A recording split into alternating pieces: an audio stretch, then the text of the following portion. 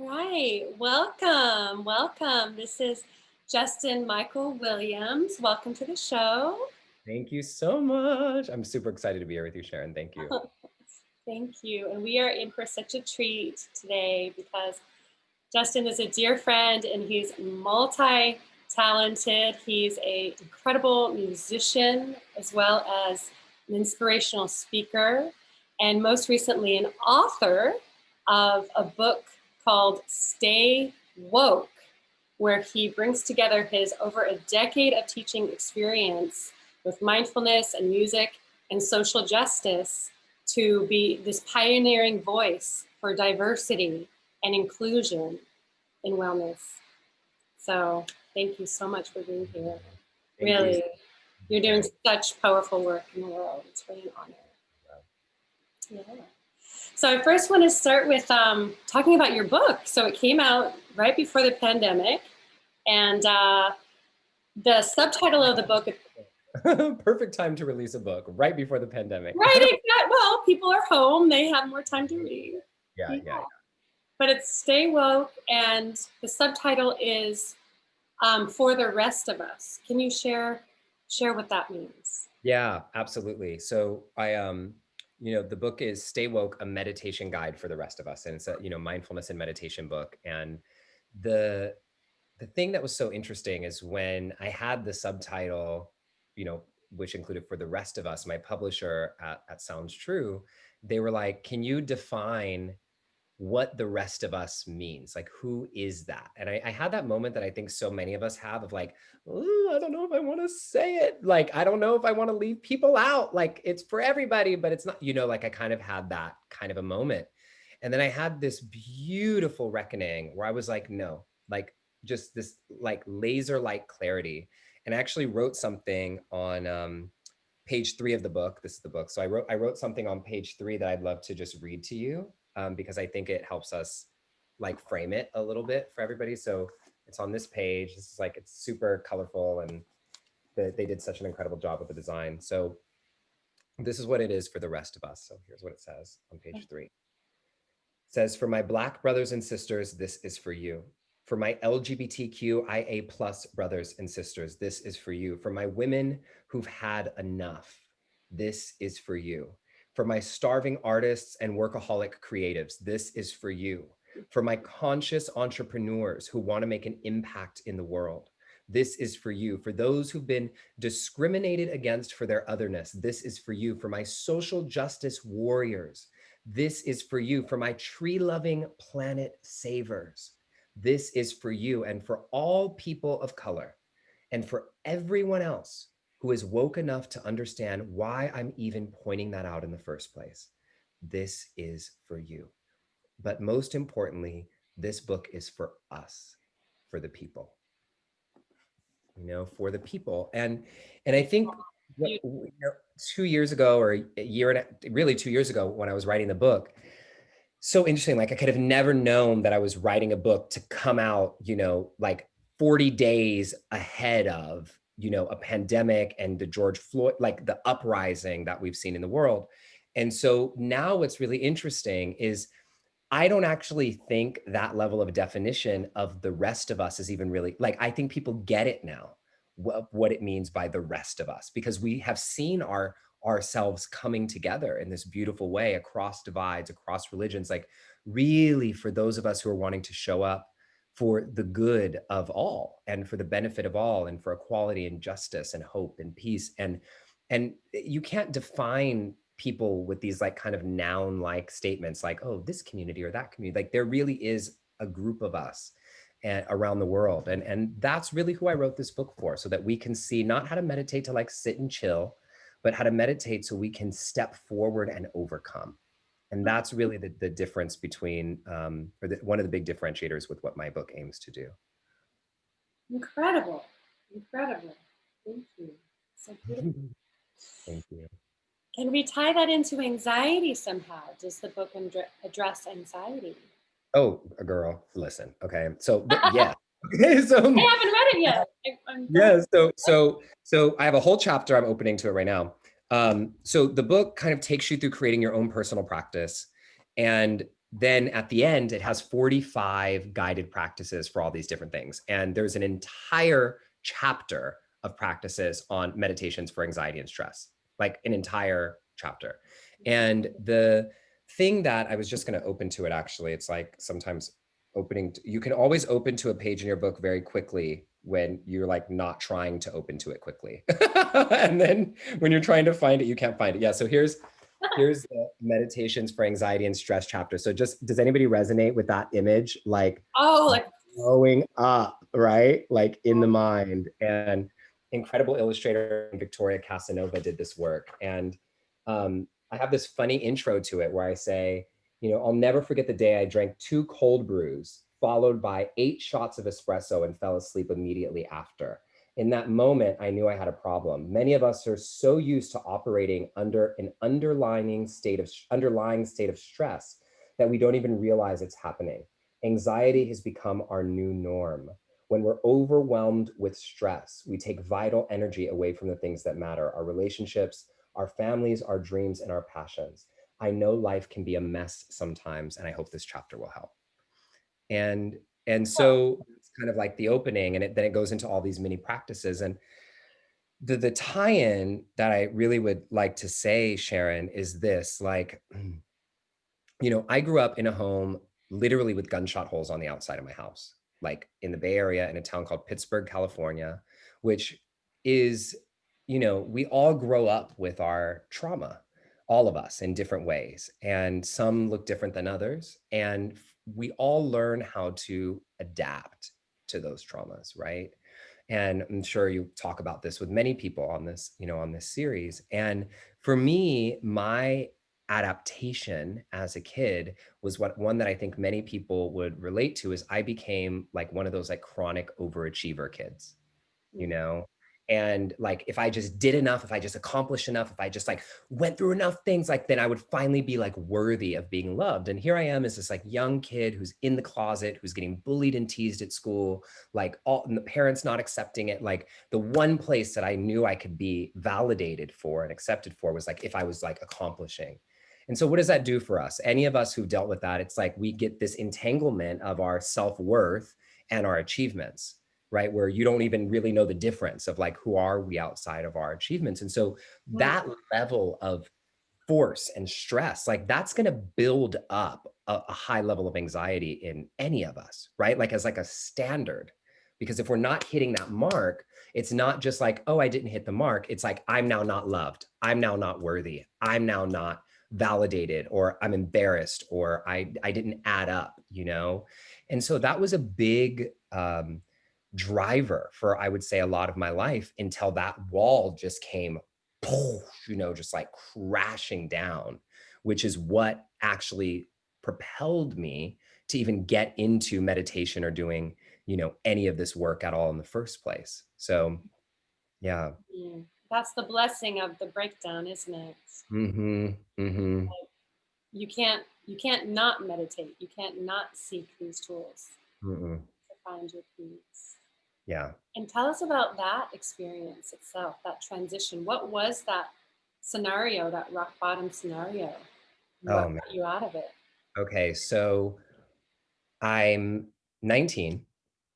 I get to UCLA and I had checked every box. If there was a box to check on the list for me as a kid, I checked it with 3 check marks. Okay. It was like, I graduated the top of my class. I was class president. I was valedictorian. I was drumline captain. I got a full ride academic scholarship to go to UCLA. I'm in LA. I'm getting the top of the class.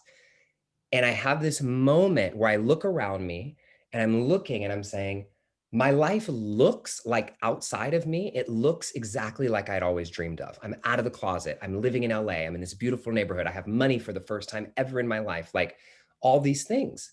Had my first boyfriend, like all these things. And I realized in this moment where I was sitting on my dorm room floor in Dykstra Hall at UCLA, looking in the mirror and realizing, why am I still miserable? Like, how is it possible that I have everything outside of me has shifted? It looks better than I could have ever dreamed of. and I'm still not happy. Like, what is this? And so I ended up developing a pretty, I talk about this publicly a lot now. Like, I developed a pretty severe eating disorder. So I'm 6 feet tall ish now. With my hair, I'm definitely 6 feet. And I weigh about 160 pounds now. I know we can never tell that on Zoom with people, how tall we are. And at my freshman year of college, at my lowest, I was 115 and I weigh 160 now. And so, and I thought I was fat, and I think it was just this trying to like, there must be something I can control to fix that, like, has to be wrong, Mm. And so I'm sharing all of this to say that, like, all of that propelled me to go to therapy, which 15 years ago was like not, I didn't know any Black people in therapy. It was like so taboo. I had to like hide it from my family, and I go to therapy and the therapist says, you should try meditation.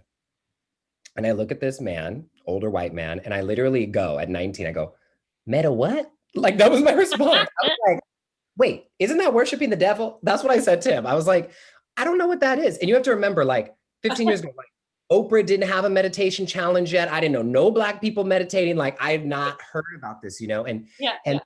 he starts to explain to me this concept of, it's about your inner world. And he started helping me understand this thing that I think a lot of us have to face of, we can try to change our external circumstances over and over. And sometimes it's helpful, but like that level of change never lasts because, like, John Kabat-Zinn's book, like, wherever you go, there you are. Right. And so when he tells me it's like your inner self, like my 19-year-old me who grew up in the hood, like I was like, inner self, like, what are you talking about? Like, I didn't know, I had not any context for this. I'm like, I knew there's like this God out there, and then there's like me. And so I ended up just like getting curious and diving into books. And the first book that I ever picked up was, and I went and sat. So this was the real moment. This is how the universe was like right behind me. Like, we're going to get Yes. where we need to go. I went to Borders bookstore, if anybody remembers Borders, Westwood, and I snuck in there in a hoodie and went to the self-help personal growth section because I was so embarrassed to be in that section of the store. And I sat down on the floor on my knees and I put my hands over my heart and I said a prayer and I said, I have no idea what to do. I need help. Please show me exactly what book I need to get. And I just reached out my hand, went like this, and pulled out a book. And the book was A New Earth by Eckhart Tolle. Oh my God. I mean, could you possibly have picked a better book, universe, I mean, And so that blew my whole universe like wide open and like woo! on this path that I'm on now. And 15 years later, Oh, here I am with the book and feels. from the same publisher that Eckhart is on, which is like really nuts. So anyway, that's the Love that's the it. I love that. And I will say that guess which book it was for me, that turning point that put me on the path. what? The Power of Or Now. now I knew you were gonna say that. Yes. That's great. It's like so many of us, Oh, like had that moment. And I think we can all remember that moment where we had that something changed. yes, yes. So that moment for me was, oh, when I'm fully present, everything's okay. I feel this peace. I Yeah. feel this bliss within me illuminate. Yeah. And, the worry of the future or the resentment of the past just dissolves and I can just be like this listening Mm-hmm. tool Beautiful. I have. Yeah. And it just, I love that. I love that we have that totally connection. I'm sure a lot of people that are listening also do. They're like, me too, me too. What a gift that man is to the world, as you are as well. So let's talk more about so from there, how did you navigate powerfully through this transition to becoming healthy again in your body? Yeah, so it's been a big journey. And this is a thing that I think I've learned, and I think everybody learns with their trauma. I think in the beginning of the journey, it was almost anxiety producing Mm. to try to get rid of it all. Do you know what I mean? Like, why is this not going away? Like, why can I not get rid of this? And it wasn't, and that itself like produces anxiety because you feel like you're failing or you're not there. Like you have another wave of the self shame or criticalness or the guilt like comes up and it compounds itself into this thing. And then I really, when I started doing shadow work, which I cover some of it in the book, like recognize, oh my gosh, like, hey, maybe this isn't going away, but maybe I get to relate to it differently. Maybe I get to actually build a relationship with that part of myself, who's really just, the little Justin who's like trying to keep himself safe, like literally safe, like physically and emotionally and mentally, and is like still there, like with his like fists up, like I'm gonna do this, and learning to relate to that part of myself. And I think this ties so deeply with meditation. And I'll say that I think for any of us who've been on the path, we know that it's a long, winding journey, right? And I think the reason any of us are even watching this right now or reading any of these books is because we've all dealt with so much shit, like we all have so much that we're trying to cope with. And thank God for these practices. But the thing that I feel called to share is this.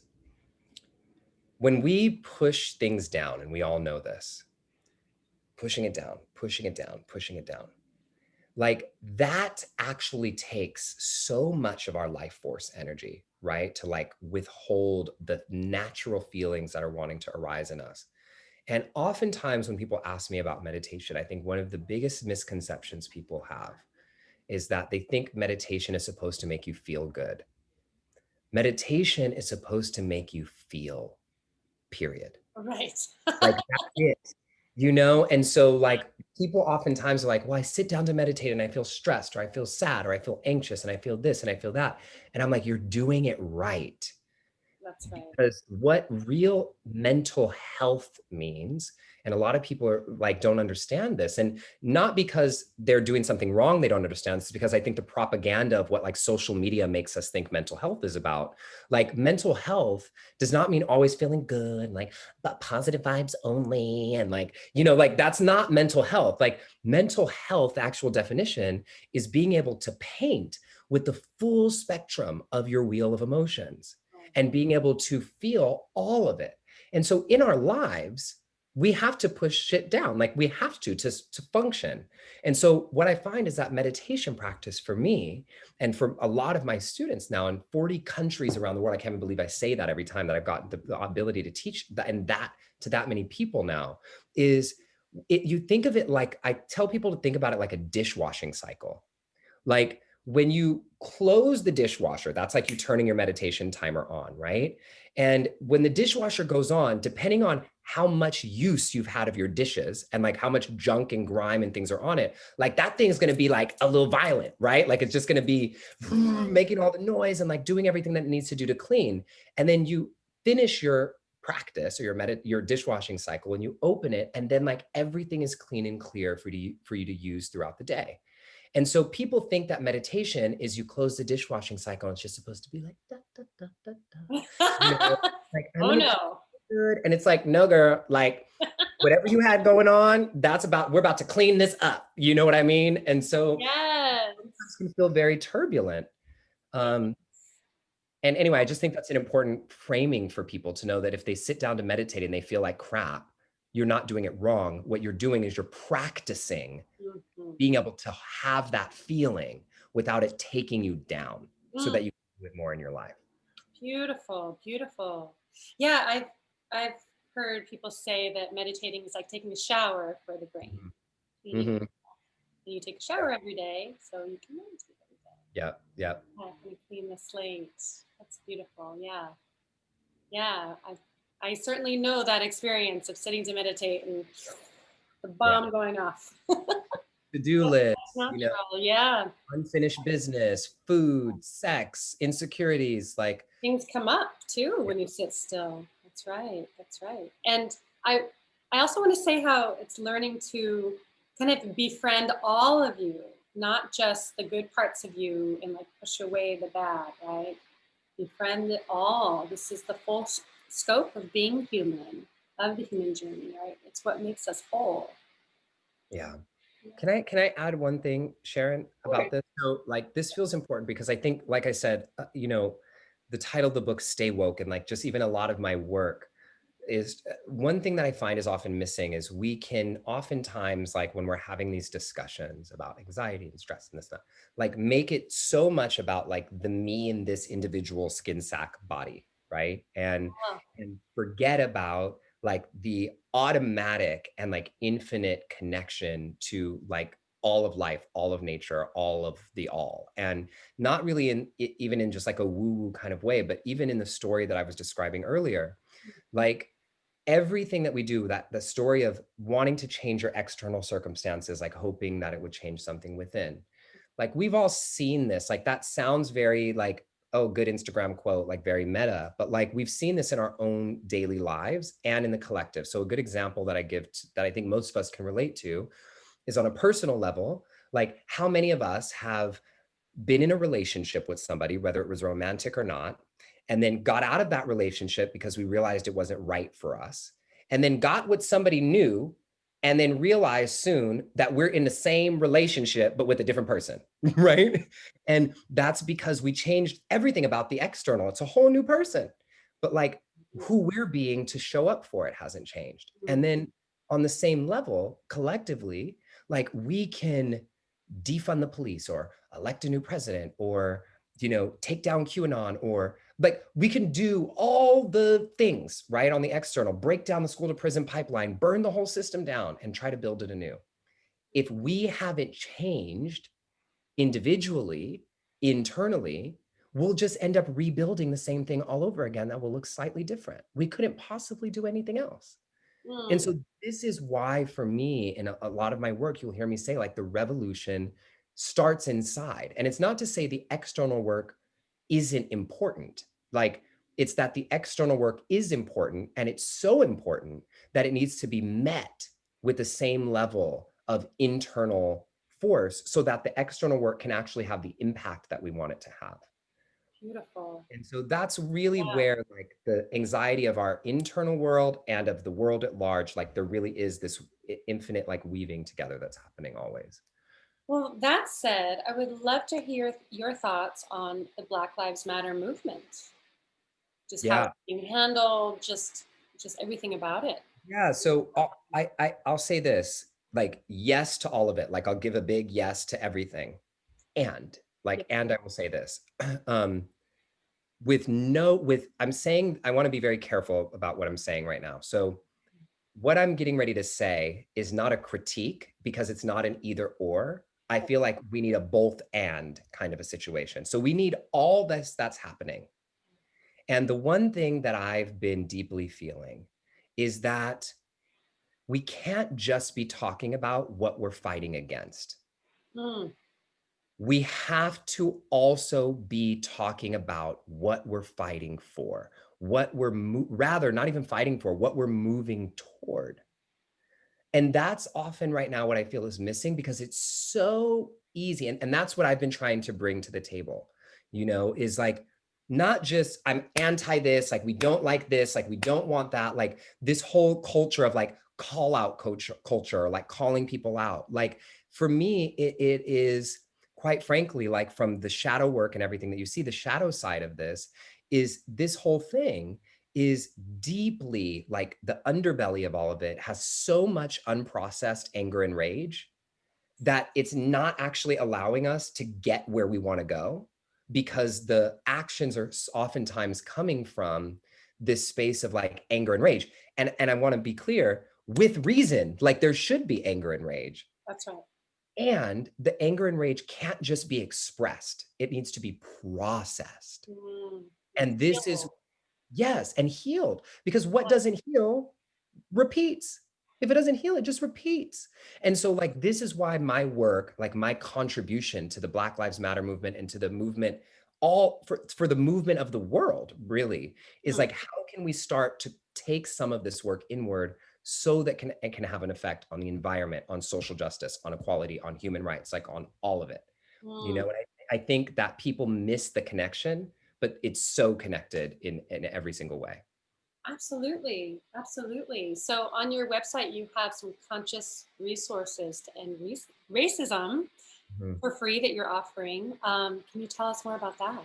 Yeah. So I noticed one thing that was happening when the uprising happened in the United States in these last several months is there's been like so many lists and opinions and articles and things and books that everybody's like getting, and that's fantastic. And I felt like us, like our community, like conscious spiritual community, like I wanted to put together a list of resources that I knew had the level of heart, compassion, non-shaming integrity that like we really value, you know? And I'm talking across all divides because some of the work, you know, like there's a lot of shame in some of the work right now. And that's not going to help. Like there's a lot of kind of Right. You're a guilt. bad person if, yeah. How come you didn't know this sooner? Like, Oh, don't use your voice, like because you're virtue signaling and this and that. There's like so much, you know?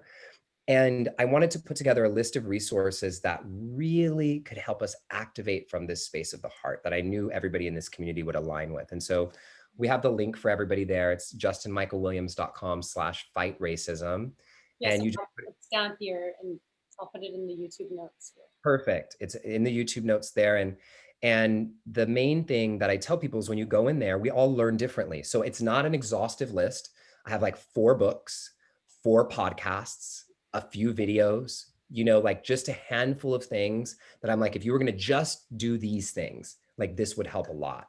And because I know a lot of people want to use their voice and they want to find their authentic voice in this movement and not be doing it in a way that's comparing to what other people are doing on social media. And that should be the case because where you contribute, like it can't be where someone else contributes because you grew up in a different background, you have different experience, you've done different work. So how can we all start? And there's a video on there that I actually did with Esalen that I got permission to share with everybody. So it was a private training that I did with Esalen Institute that is called Finding Your Authentic Voice in the Movement for Equality. And that's on that resources page for everybody for free to just enjoy. And there's books and all the different things for you there. Oh, that's incredible, incredible. And I really love what you're saying about saying, people are thinking, what can I do? What can I do? And so these lists come out to support Black businesses and, hear the different voices and different perspectives to increase awareness of diversity. But that's still from the neck up, right?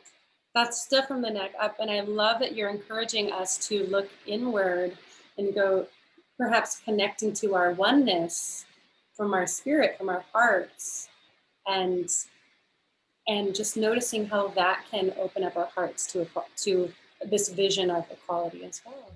Yeah. And we want the neck up, but we also want the neck down. So it's like we want Yeah. a fully embodied experience. And so my aim with my work is to help us like get that part that we've maybe like dismembered to come back into the movement with us. So Well, I just want to give you a megaphone for that, and really get that work out into the world. you So already are here. So I'm super grateful. Thank you.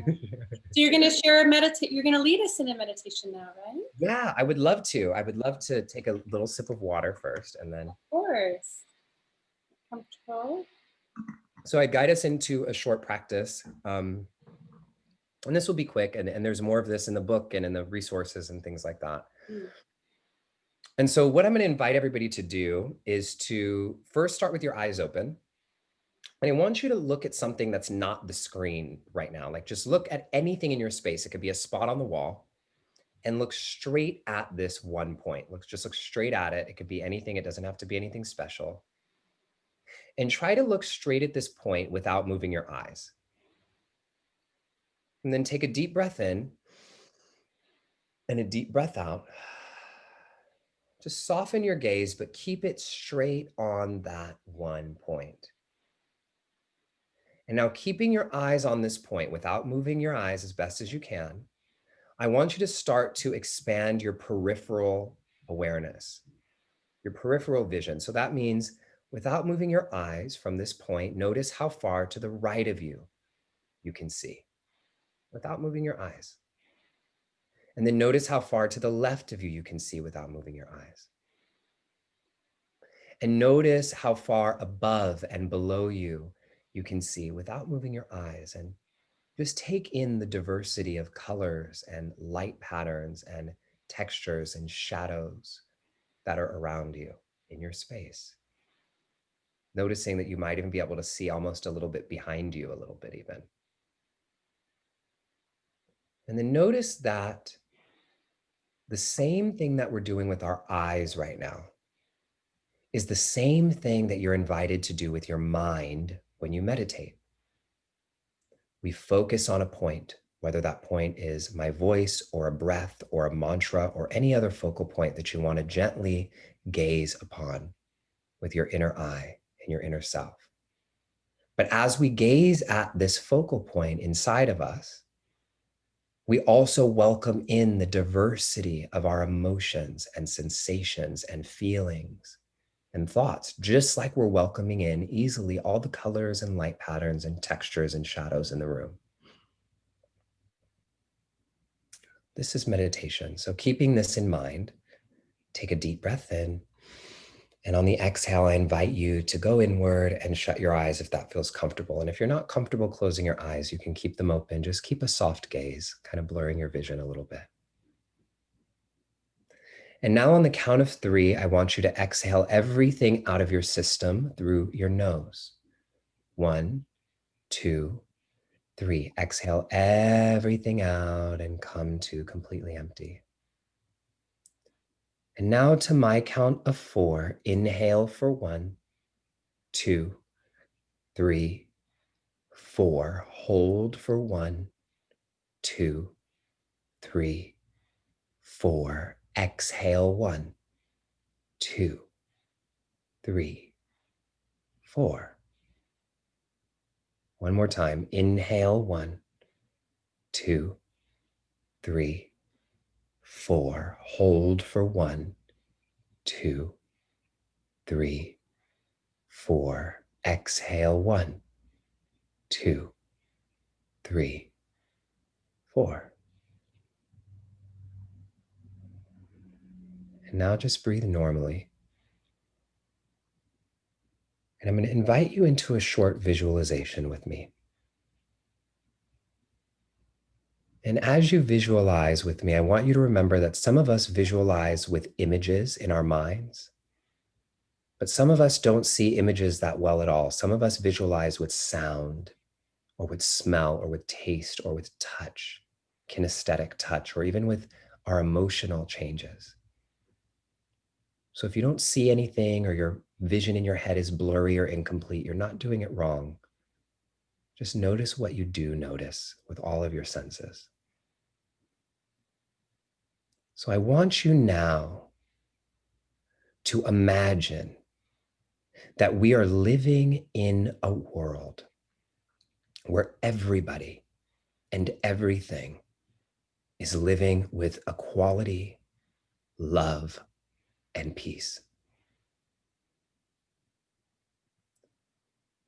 You turn on the television that day in the future, and everything in the world is the way that we could ever, absolutely ever dream of. It's like a miracle. Let yourself go there just for this moment. And you turn on the television. What do you see?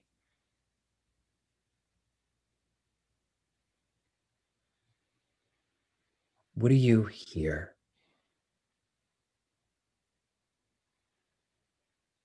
What message is being shown?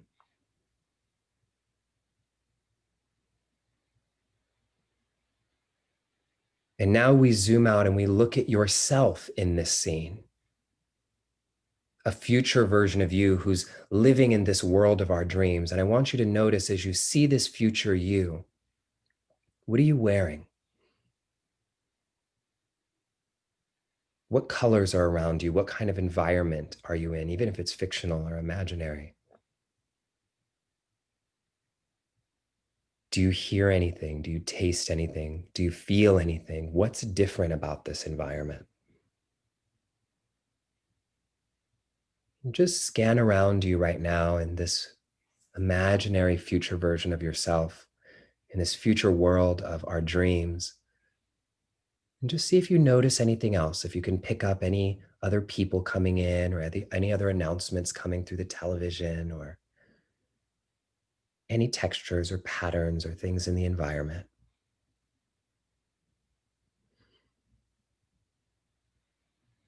And now I want you to ask yourself a question. And I would like you to answer this question with one word. Here's your question.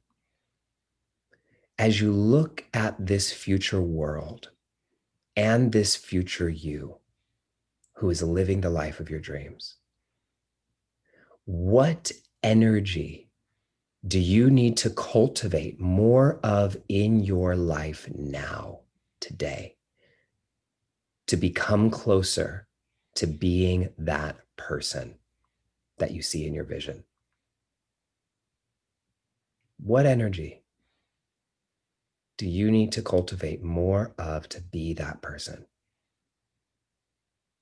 What do you need to become? And just for the next 3 breaths on your own time, imagine breathing in that energy. It could even turn into a color or a texture. You breathe it in and it covers every crevice of your inner and outer body. And as you exhale, imagine that energy being sent out to everyone in the world who needs it. So you inhale, breathe in that energy of the word that you chose, and exhale, send the energy out to everyone who needs it. Go ahead and do one more of those. This infinite, connected, circular loop, giving and receiving, becoming and being, all at the same time.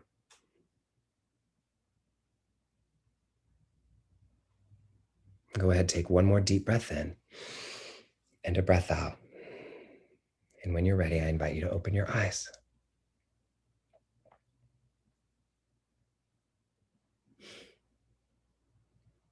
There we are. It can be such a deep experience, you know?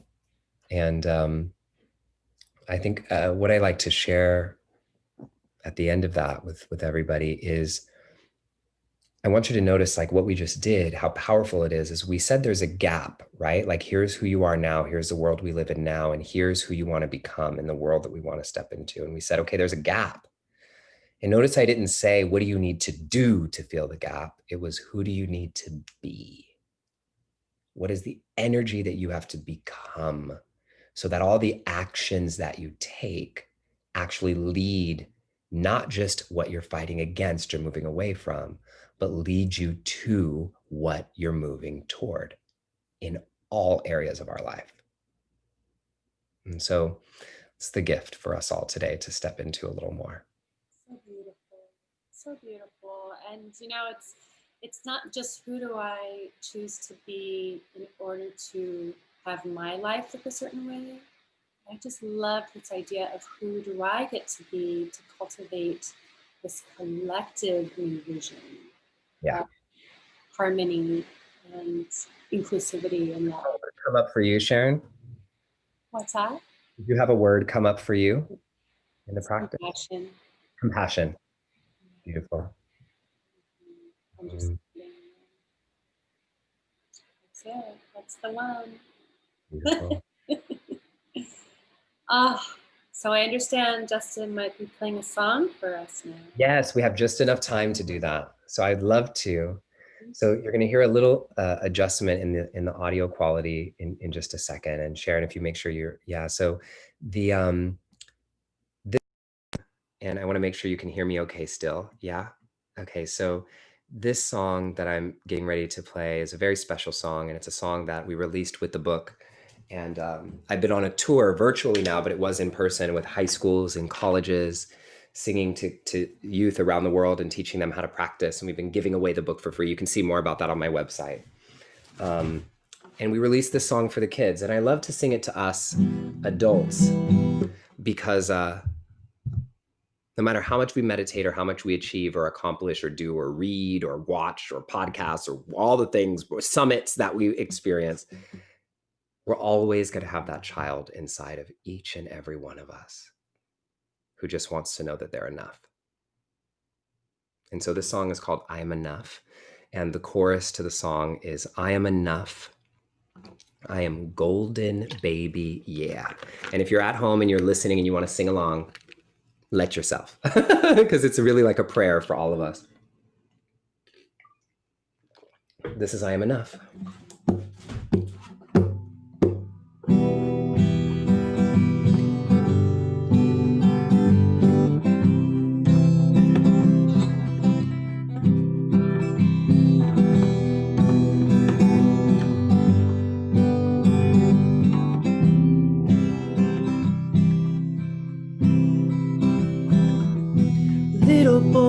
boy, don't cry. You've been in pain enough, no. Little girl, don't hide. You've been ashamed enough. One day I'll look into your eyes, show you you don't need to hide behind disguise, no. Spread your wings, you're terrified. Don't be afraid, you're born to fly. I'm by your side, yeah. I am enough. I am golden, baby. I am enough. That's the words. I am enough. I am enough. I am golden, baby. I am enough. I am golden, baby. I am enough. That's right. I am enough. Oh, little girl, it's alright. You've taken the blame. Enough. No. Little boy, don't hide. You've been ashamed enough. One day I'll look into your eyes, show you you don't need to hide behind disguise, no. Spread your wings, you're terrified. Don't be afraid, you're born to fly. I'm by your side. Here we go, say I am enough. Hey, I am golden, baby. I am enough. That's the words, you got it. I am enough. I am enough. Oh, I am golden, baby. I am enough. I am enough. No. Ooh, I am enough. I am enough.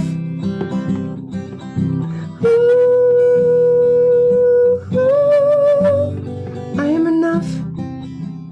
You are enough. We are enough. Let that be a prayer to your heart. Let that be a prayer into your heart. You know, it's I am enough. You are enough. We are enough. And no matter what you're going through in your life right now, no matter how much anxiety you have, no matter what color your skin is, no matter who you love, no matter how much money you have in your bank account or not right now, you are enough. You are worthy of the life and the gift that is your birthright, and you are golden. You are golden. So thank you so much for having me, everyone. And Sharon, you are such a blessing to this world. I'm so grateful to be here with you. Thank you. That was incredible, Justin. Thank you so much. Yes, what a beautiful send-off. Oh, thank you. You are truly such a gift to the world. I love you. I love you too. Ah, all my best. And everyone at home, please check him out, justinmichaelwilliams.com. His free gift is justinmichaelwilliams.com/fightracism if you want these resources to help internally make that transformation, create a more peaceful world that we all envisioned today. All right, I'll be there with you. I'll be there with you. We'll be holding hands, celebrating that beautiful day.